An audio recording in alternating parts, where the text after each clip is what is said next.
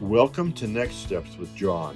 Today I'm going to talk to you about buying a rollator. It's important to stay mobile for your health and independence. You can go to your grandchildren's birthday parties, enjoy your garden, walk the dog, and the list can go on and on. You can still enjoy the things you love even if you need a little assistance.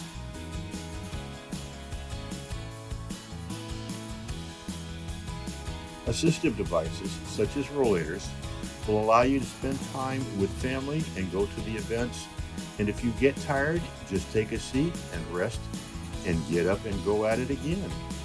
You'll find that you can go further with small rests in between your walks.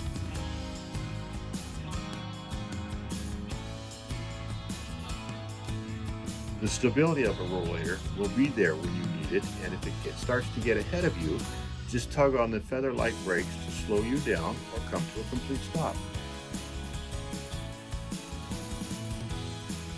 There are so many models out there nowadays that you can be sure you will find one that fits your personality and needs. Just shop online at thecompoundingcenter.com or come by the store where our experienced staff is ready to help you select your next piece of equipment to ensure your independence.